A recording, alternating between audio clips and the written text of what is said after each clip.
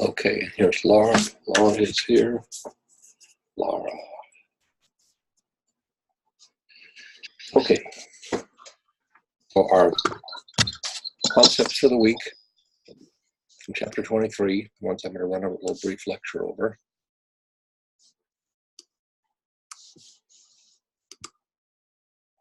Are going to be interval schedules. I'm going to talk about fixed interval, variable interval, interreinforcement, non-contingent reinforcement, limited hold, differential reinforcement, DRH, differential reinforcement of high rates, DRL, differential reinforcement of low rates, DRP, differential reinforcement of pacing, and then the patterns made by fixed interval and variable interval schedules, and then close out with FT and VT, which is fixed time schedules, and variable time schedules, which are cousins of non-contingent reinforcement. Okay, so here's the basic point about when we are delivering reinforcement. And remember, we have the 3 dimensions of behavior. So just a quick review. We've got behavior occurs. It has temporal, extent,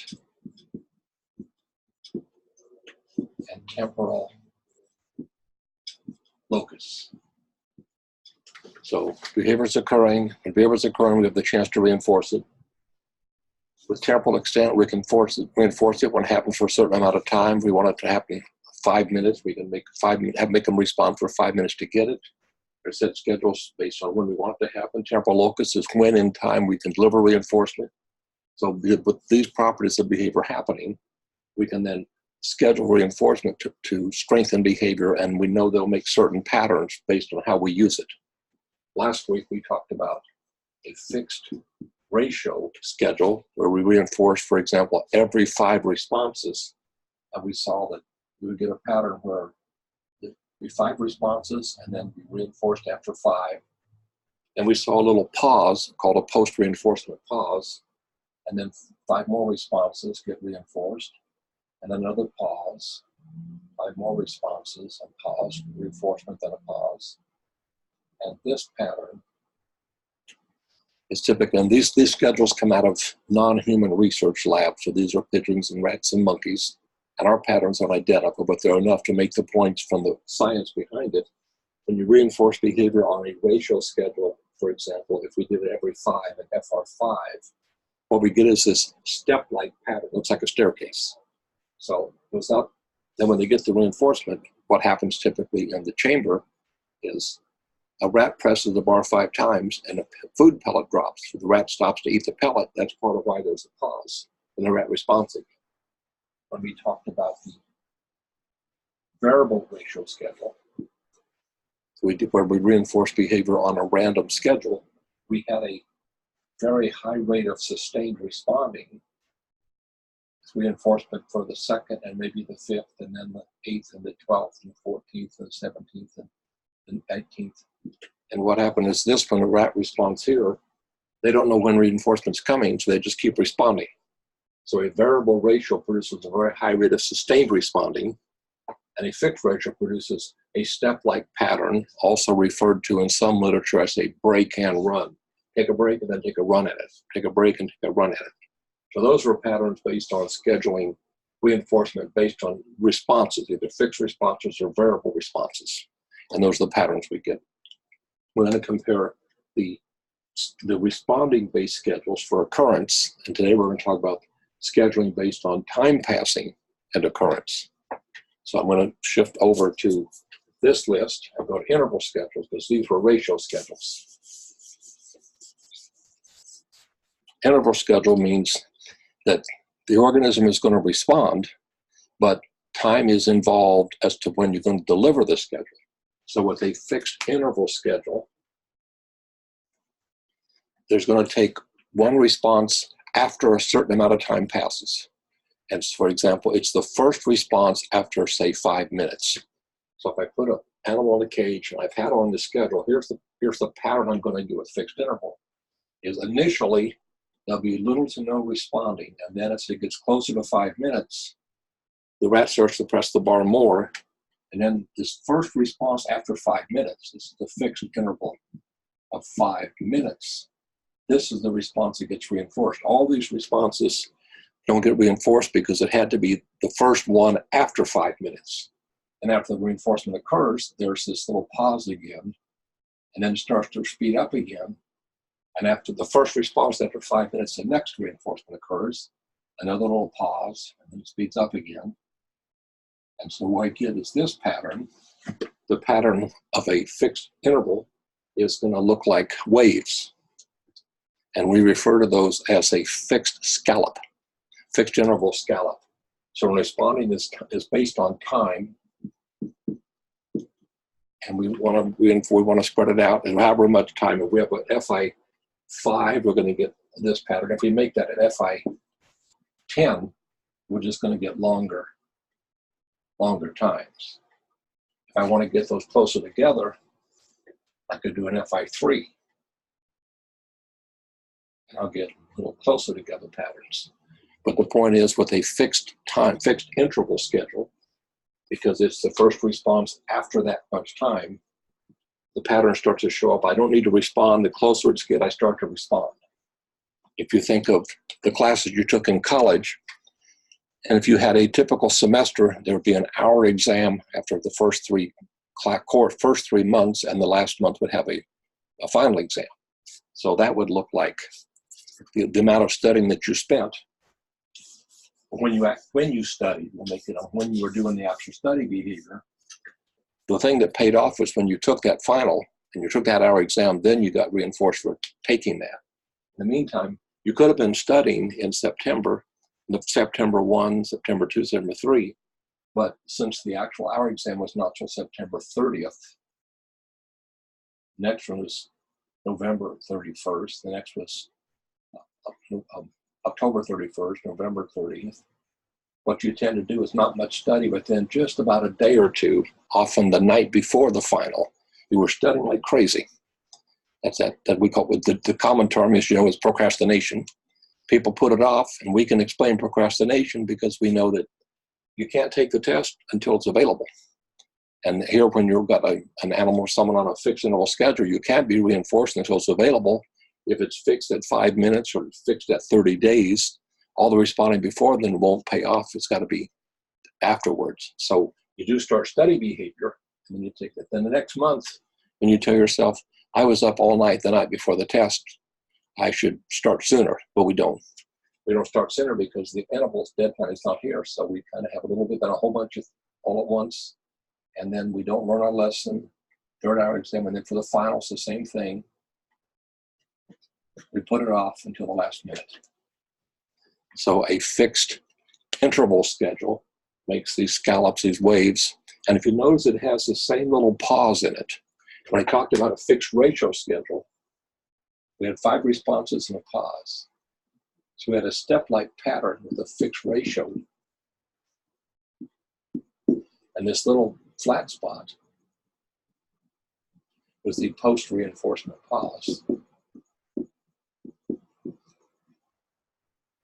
And we see that same characteristic pop up with the fixed interval schedule. There's a lot of responding, then the reinforcement, and then there's this little flat spot where there's no responding, time's passing, no responding. And there's that same post-reinforcement pause. So if we study behavior, we learn that when you put behavior on a set number of responses or set amount of time, we often get these little post-reinforcement pauses. And that's just a characteristic of one of the artifacts of that particular type of reinforcement. That schedule of reinforcement. So the pattern for the fixed interval is a scope, and then for the variable interval, with a variable interval schedule, rather than reinforcing it every 5 minutes, we're going to reinforce it on some average amount of time. Just like when we had the variable ratio, it wasn't every set 5 times, that's a fixed ratio, it was going to average out. So variable ratio, it was a lot higher rate of responding because you didn't know which response would get it. With a variable interval, time has to pass. So With the ratio schedules, you can respond faster and get to reinforcement faster. With time schedules, you can't speed up the time. You're going to have to be responding at the right time. So with fixed interval, the right time is after the time. It's at the end of the interval. With a variable interval, you're going to get a fairly steady pattern, but not quite as steep as variable ratio. With variable interval, and an example for that would be if a teacher in the classroom tells the students, I want you to read for 15 minutes. So, and then she says, and I'm going to look up, and every time I see that you're all reading, I'll drop a marble in the jar. A lot of teachers use a marble jar, and that way when they drop a marble in, it makes it clink, and the students can hear it, and they know, oh, we got another marble. When that jar fills up, we get a pizza party. So the teacher's trying to reinforce them for studying, but she wants them to engage in continuous behavior of reading. So she'll tell them, everybody start reading, and then maybe 3 minutes into it, she'll drop a marble. So there at 3 minutes, she drops the marble. They kind of get excited. They keep reading. They keep focused and turning the pages and reading. And maybe she does it 1 minute later. And then now she might wait 5 minutes. And then maybe she waits 3 more minutes. Then maybe 4 minutes. Then maybe 1 minute. Then maybe 6 minutes. So with a variable interval, you don't know when it's coming, but you need to be responding at that time. So you can maintain a fairly steady, consistent pattern with a variable interval schedule. If you're trying to get your child to play independently and they keep on a lot of attention, we can start them off with continuous reinforcement, and then we got to start to thin it down to where we reinforce them for playing for just a couple of minutes, maybe a fixed interval, a couple of minutes, but then they'll keep stopping.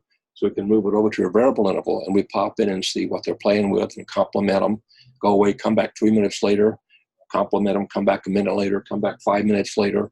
And that way it's intermittent reinforcement. These are all intermittent schedules, and they're all varied. And again, these are response-based. So these are ratio schedules because they're based on responses. And there the ratio, here is the ratio of 1 after 5 responses. Here would be, our ratio could be after an average of 5. So this is an average. They make different patterns. Here again is my time-based, interval-based. So a time-based schedule can be a set amount of time, first response after 5 minutes, or an average of every 5 minutes. And we'll see the difference is when you compare ratio-based responding, we get higher rates of responding because you can get there, you can get reinforcement faster by continuing to respond. With time-based schedules, you can't get there faster. You have to wait for it. So the difference is the ratio schedules produce higher reinforcement, and the science behind it is because responding speeds up reinforcement. Time-based schedules don't. The commonality between the post-reinforcement pause is that the fixed schedules produce the pauses, and the variable ratios produce more steady responding. A variable ratio produces a high rate because the very next response could pay off. Here, it's spread out on time, but you just keep engaging. So depending on what you want your students to do or you want the child to do, we know we can arrange to reinforce behavior based either to start it brand new, continuous reinforcement every time, every correct response gets it in the repertoire. We can't keep that up. Can't always reinforce every single math problem, every single correct behavior. So we move it over maybe to an FR2 and maybe an FR4 and an FR6. So we start to thin that schedule, and then we move over to a VR schedule. So we don't have to try to count it. We just drop in every so often. And that's hard to maintain, so we might decide to put it on a time schedule. So rather than try to go in however many responses, I can drop in roughly every 5 minutes.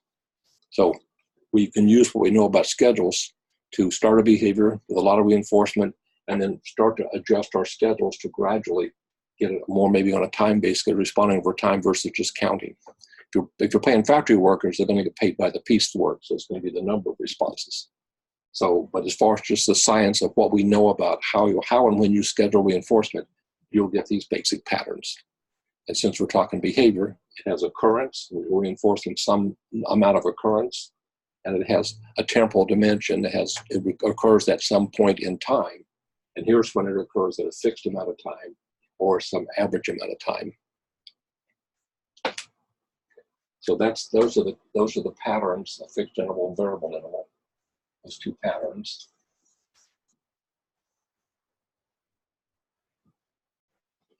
All right, I can come back to this for questions when I finish this piece. The next one is inter-reinforcement schedule. And the inter-reinforcement schedule is basically the time between reinforcements. When we're talking about scheduling behavior, we're going to get, for example, this week is on time. Inter-reinforcement means we can look to see how far in between it. If I set a fixed time, that means there's 5 minutes in between reinforcements are delivered. And if I know if my reinforcement schedule gets too thin, the person's going to stop responding. So I know I've got to know what the response activity is, what's a reasonable amount for that person to engage, and be aware of the time between responses that I'm reinforcing. This is a way to schedule those times and move them out and move them longer or shorter. Since behavior does occur on a regular basis, and we can't always run around on some schedule and be looking at our watch and trying to make sure we're using one of these, one way to try to maintain behavior is on non-contingent reinforcement. So non-contingent reinforcement means it's not contingent on a specific number of responses or even an average number of responses. It's not contingent on a specific response.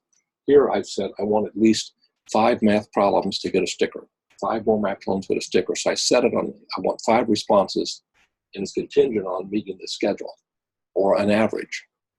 Or here I want it at least once every 5 minutes. Or here I want to continue it.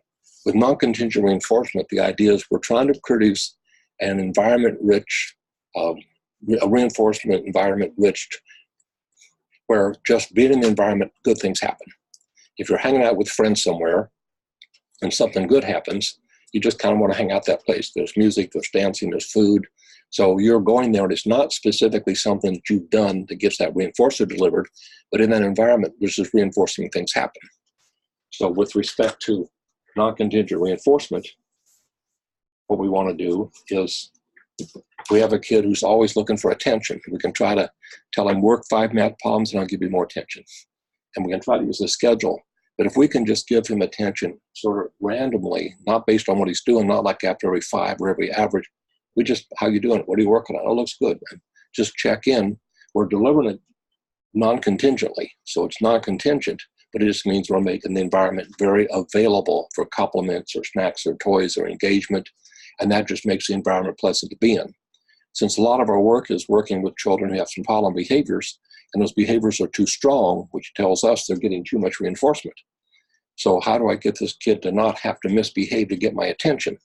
So if he could engage in some scheduled reinforcement for doing his math or playing with a game or building a puzzle, then he wouldn't keep coming back to me and misbehaving. So I'm looking at that behavior is designed to get attention. If I use non-contingent reinforcement and I just make sure I check in on him and compliment if he's playing with the game, drop in on it, hang out a little bit, then come back. This way, he doesn't know specific responses required, it's just available. And this is a common technique for the kid that's always seeking attention. Don't let him bring you to him because he's now acting up and you got to run over and pay attention to him. Just make it so rich, it doesn't have to do a specific behavior. It's just available. We tell our kids sometime, we'll give them a kiss and say, I just love you, you're such a wonderful kid. It wasn't because if he did the dishes or took the trash out, we might specifically say, thanks for taking the trash out. And there we knew it was because he did a helpful behavior, did a chore.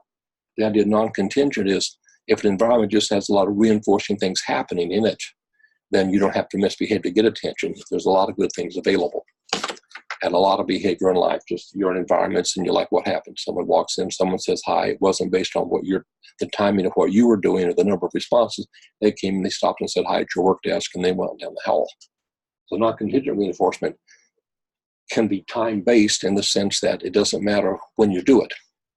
I'm going to jump down to fixed time and variable time because with non-contingent, I don't need a specific response. I'm just dropping in. Now, if I drop in to try to say, how you doing, buddy, what's going on? And he's hitting his sister. Of course, I'm not going to say, well, gee, I popped in and say, hey, everything okay? And she's screaming, quit hitting me. So the danger of MCR is be sure you don't say, you're doing a great job or, hey, everything looks great when he's not doing a good behavior. So it's not, doesn't mean he has to do the right behavior. We sure don't want to reinforce the wrong behavior. Now you can take the non-contingent, just like this is contingent on responses, this is contingent on time and responses. A fixed time schedule means I'm going to go in and provide some kind of reinforcement, attention, a sticker, a cracker, a cookie, a compliment, just based on time, no matter what he's doing. While we were at the fixed interval, he had to be doing the behavior I needed, the first response after that time. So this was contingent on the behavior occurring. This is not contingent on behavior. It's simply, I'm dropping every 5 minutes, no matter what he's doing. Or I can do variable time, so it doesn't matter what he's doing. I'm just going to basically deliver some reinforcement, either on a set amount of time. I'm doing something, I set my watch every 5 minutes, or I'm going to run in the average every so often. The challenge in this chapter, since we're talking about fixed interval and variable interval, and we have fixed time and variable time, this means time passes, and no matter what the kid is doing, you drop in and say something. How you doing? What's going on? Hey, here's a cracker, just something. And these are contingent on behavior, specific behaviors. And the advantage of this is you can just get the environment enriched so the kid doesn't have to run around and cause trouble to get someone to pay attention to him. Now, sometimes the next concept is limited hold. Sometimes somebody's just taken too long to do something. And a lot of times if you work with kids in discrete trial sessions and you give them a choice, okay, touch red, show me red, and he might be looking around and kind of playing. You've got the toy there. Okay, remember, as soon as you touch red, you're going to play with the little pony. And he's just taking his own sweet time to do it. And we want to create a little sense of urgency. So we might say, 3, 2, 1, all done, take it away. So, oh, wait, I was going to touch red. I want to play with the pony. It's like, well, it took too long. So what we can do is put a little sense of urgency in, and we've set a limited hold that says you have a certain amount of time to respond. After that time, that's gone. And if you're going to get reinforced, you've got to respond before the time ends. So with fixed interval, it's the first response after time ends. And with a limited hold, you've got to respond before the time is over. So this is going to be before the time is up. It's like if a parent tells the child, okay, pick up your toys, go to your room, do it now. And he just looks like, and what are you going to do? The parent goes, I'm going to count to 3. 1, he's looking at you. 2, and all of a sudden, before you say 3, he bolts out of that room. All of a sudden, he realizes if he doesn't get that done by 3, it's not going to be reinforced. It's going to be a big escape behavior. It's going to get negatively reinforced by racing out of there before you say 3. But it created a sense of urgency. Limited holds are simply opportunities, like if you're driving in your car and you stop at a stop sign, stop light, and you got your phone there and you glance at your phone to check for mail or messages, and there's nobody around, no cars, and the light was red, so you're waiting, and you happen to look up and you see the light just went from yellow to red. You realize, I sat through the whole green light, I sat through the yellow light, and I missed my opportunity to hit the gas and go. That light's only going to be green for 25 seconds, it's going to be yellow for 5 seconds, and it's going to be red for 30 seconds. So traffic lights, in that sense, are set on a limited hold. You've got a certain amount of time to respond. Now, if someone pulls up behind you and you're looking at your phone, they're going to honk, and then you're going to take off because they honked. But the idea of a limited hold is there's a window to respond. If you don't respond by the window, it's gone. Now, traffic lights are on a cycle. They'll keep coming around. But a common thing that you'll see, and this is where the marketing people understand how to schedule reinforcement, they will say things like, there's a sale at Macy's. It ends at 6. You got to get there before Sunday at 6 if you want to get that item on sale. So common limited hold schedules are where they say when they put a deadline, when it's over. So if you come in after that time with a fixed interval, it's the first response after that time. A limited hold is you've got to get in and buy that discount item before 6 o'clock Sunday evening. And that's the idea of a limited hold. And there are a number of situations you'll see out there. Anytime they say that they're going fast, we're going to run out of these. Well, if they run out of them, we don't know what the time ratio is, but they'll often try to create this sense of urgency. Only 3 left. Hurry over here. They're trying to create an urgency. Well, the way to do it with a time-based schedule is a limited hold. So if you've got a kid that's taking too long, you can say, okay, this room needs to be completely cleaned up, everything off the floor in 3 minutes. I come back in 3 minutes, I'm going to set the timer. When I come back, everything will go off the floor. If there's still anything on the floor, there's no ice cream for dessert. And you just put in a limited hold. And then a kid will scramble to get it done. So that's the difference between, it's still time-based, but it's happening before the time is up. This is after time. That's limited hold. Now, other schedules I'm going to talk about are is when you use differential reinforcement. And differential reinforcement is technically a behavior reduction procedure. It's a deceleration strategy. The idea with behavior is I want more behavior, I'm going to reinforce it. I can use continuous reinforcement to start a new behavior and get it in the repertoire.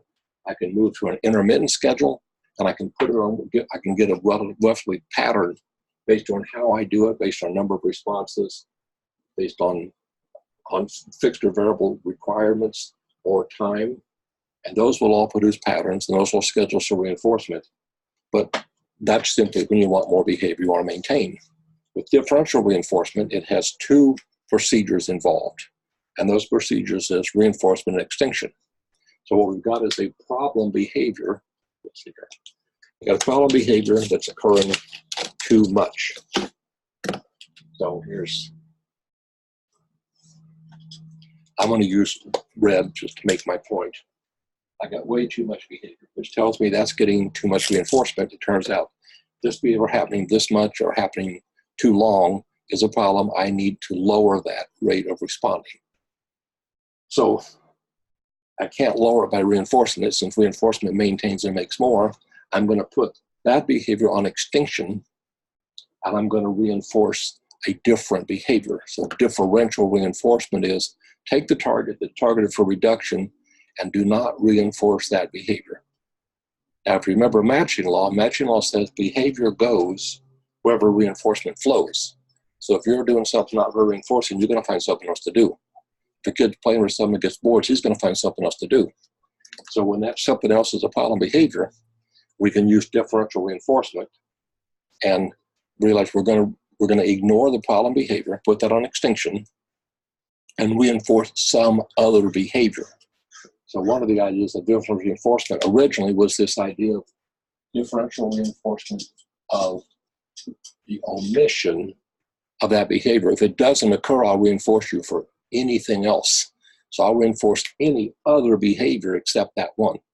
If you're cussing, I really don't like that cuss word. I'll reinforce you for any words, but not the cuss word. So there I'm going to put that on extinction and reinforce other words. That's the one thing I'll take anything but that. I'll take any other behavior as acceptable, but not that one, whatever it is. Now then the variations of differential reinforcement would be, I can take differential reinforcement of a high rate of behavior. So I want other behaviors at a higher rate, but I won't reinforce the problem behavior. So I'm going to reinforce all the other behaviors. I'm going to pick specific ones that I want to happen at a high rate. If it's doing homework, making the bed, doing chores, I'll reinforce all those, but I won't reinforce arguing. Now, sometimes we say, I want the behavior is okay, but it can't happen so much. It needs to happen, they need to spread it out. So a student in the classroom, the teacher starts to talk and says, she's teaching on the board and he hollers out some answer, and then she turns and says, okay, let me call on you. And he hollers out another answer and she's talking. And so he's answering questions, he's calling out at too high of a rate and nobody else is getting a turn. So she basically says, I'm going to let you answer 2 questions in 5 minutes. I'll call on you 2 times. So she's going to use DRL, differential reinforcement of a lower rate of the target behavior. I want to lower it because differential reinforcement has extinction component, which means the target behavior is targeted for reduction. So I'll let you call out 2 times. I'll let you answer 2 times in 5 minutes, which means I want to spread out the IRT, the time between responses. I want no more than 2 in 5 minutes. So once he does the first answer, so okay, you get 1 more, and then he answers the second one, and then she doesn't respond to his comments anymore for the rest of 5 minutes. So DRL means the behavior is okay, but not so much of it. I want a lower rate. I want just a couple responses per 5 minutes, whatever is acceptable in my classroom. So if the behavior is okay, but not such a high rate, I use DRL. And I can either reinforce other things like raising your hand and holding your hand still and waiting to be called on, those other behaviors. So I can do a high rate of those behaviors and not the calling out, or I can say, I'll take the call out, but you only get to call out and answer twice. So again, the problem behavior is targeted for reduction. It gets put on extinction, and then I can either make the other behaviors higher, reinforce those. And reinforcement is, if you don't reinforce a behavior, it will go somewhere.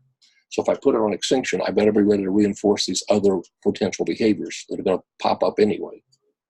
DRP is one where you have sort of paced responding. It's almost like I want you to respond between these limits. I'll take 2, 3, 4, or 5 responses. So I want more than 5. So I want a ceiling on it, and I want a lower limit on it. So paced responding is to basically just spread it out, keep it going evenly. If you work at a slower pace, not super slow, not super fast, so I'm going to DRP just means I'm going to give you some upper and lower limits of when I'll reinforce behavior. That way you can contain it. Try to make it more even. If there's too much at once and drops down, then the person get tired or they make mistakes. So depending on how I want to, what patterns I want to produce, what I need for that behavior in that environment, I have these different strategies for reinforcing, in this case, time-based. Most of this week is about time-based reinforcement.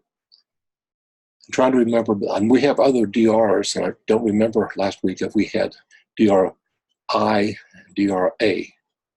Do you remember DRI, DRA, differential reinforcement alternative behavior? Okay, so just to review those and tie those back in with differential reinforcement, where again the target behavior is happening too much, so I want to put it on extinction. The other DRs in the world of DR for reduction, there's still a reinforcement schedule. Like continuous was the most reinforcement. Extinction is no reinforcement. Intermittent is in between. Non-contingent reinforcement, not based on responses or contingencies, just based on time. And then DRs, they can be, I can pick a DRA. And with the DRA, it means the behavior has a function. If I want attention, I do something to get attention. So the child is going teacher is getting attention. And it's a problem that's happening too much. She can try to use DRL. But in his case, it's that waving hand, me, and noisy calling out that's the problem behaviors, those responses.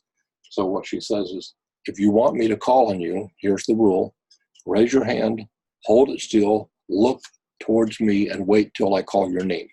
So now she's told him, here's the alternative way to get my behavior. It's okay to get my attention, but do it with the hand still, the mouth quiet, and their eyes on me. So when he does put his hand up and he's not waving it, and he's not calling, now she'll reinforce the alternative behavior. If he starts waving the hand around impatiently, she'll put that on extinction. If he calls out, she'll put that on extinction. So differential reinforcement means the target is always targeted for reduction, no attention, no reinforcement, but we have to reinforce some other behavior because behavior will go somewhere. If we don't guide it or direct it or describe it or tell what the conditions are, it's going to find its own path, and rarely does it find the one you want it. So we know as far as shaping and directing and say what you want. It goes a long way to say what you want. Here's what I want you to do. Here's how you do it, when you do it. Here's what happens when you do it. These are the ways that we can actually schedule reinforcement. If we make contingencies change behavior. Here's the rule, follow this. When you follow the rule, you get reinforced. If you don't follow the rule, you don't. So that way how we strengthen good behavior, and we just put problem behavior on extinction. But if we don't find a way to reinforce the behavior of the problem, will turn into another problem. So differential reinforcement is a way to say, it's okay to get attention, but here's the way to do it. The other one, we have the another PR, differential reinforcement of incompatible behavior. This is where I've got a kid who's bothering the kids in the classroom. He's always poking them and bothering them. So I need to keep his hands busy with something else. So I have to have him paper and pencil writing. With pencil in your hand, you need to be writing. I'll reinforce him when he's taking notes on what I'm saying. His hands are busy, he can't poke people. Often parents will take their children to the store to go shopping. And of course, if they take them to the toy store, they're going to put their hands on everything. So I know a mom who had 4 or 5 boys. She raised them, and she told me, and when she told me the story, I told her, here's what we call that. When she gets this door, before she gets the boys inside, they're going to the toy store, they knew they're going to get a toy. She said, here's the rule. Hands in your pockets. We go in that door, you have your hands in your pockets. And we walk around and look at all the toys. Then, after we've seen everything, then you get to pick the toy you want. So the rule was, the contingency was, if your hands come out of your pocket, you don't get a toy today. So the grabbing, messing with each other, and causing trouble and playing couldn't happen because their hands were busy. They're in their pockets. If I've got a kid that's having trouble walking in line, I might have him hold something. You carry this box. Now his hands are busy holding the box. He can't be poking the kids around him. So if I can pick an incompatible behavior, that means topographically, he can't grab if his hands are busy. For the kid that's noisy, If I give him a piece of gum, he's busy chewing. He can't talk and chew at the same time. Some people can. So the idea of the differential reinforcement as schedules of reinforcement can either be any other behavior with the problem or an alternative, because at least with the DRA, I can meet the function. We know that if we can design reinforcement to meet the function of the behavior, when you do this, you get attention. Here's the better way to get attention. When you do this, you get to play. Here's the better way to earn that. So if we can reinforce, they still get the outcome that they wanted, get access to a game, access to the iPad, but here's what you can't do to get it. So you can still do it, but here's the right way to do it. Sometimes it's just you can't have it. You just can't have access to it. So we said we've got to find some other behavior reinforced. That behavior is going to go somewhere. So keep your hands busy, which means you can't be grabbing people. And then I'll let you get extra recess time. If you keep your hands busy, I'll let you go to the store on Saturday and buy a new toy. If you quit hitting your sister, can't your sister for busy playing with something else. And then, of course, we have the differential high rate. Okay, I'll take these responses, but not the problem. Or you can do that, but not so much. So again, and basically by the DRL in there, we're playing with the IRT. The time between responses is I want to spread it out. I want a lower number of behaviors in a set amount of time. So there's just about things like spaced responding every 2 minutes, every 5 minutes, DRL, spaced responding. And these are the patterns for ratio and interval. The fixed time and variable time go with non-contingent reinforcement. These are based on the occurrence of the behavior, but when we have a limited hold, behavior has to happen before the time runs out. That's just an overview, a little bit of an overview of chapter 23. Let me pause there a moment. Comments or questions on anything up here? Looks like it makes enough sense for now. And what I'm going to do is take a picture of this and put it on the Moodle page at the top of the chapter. I will take this video and put the link to this video right up at the top of the week. So if you want to look at this poster or you want to review this particular lecture, they'll be the very first thing for week 23. That way you can go back to it, and then anybody else who wasn't able to make it to the session will be able to see what the lecture was about. Keep my phone out so I don't forget.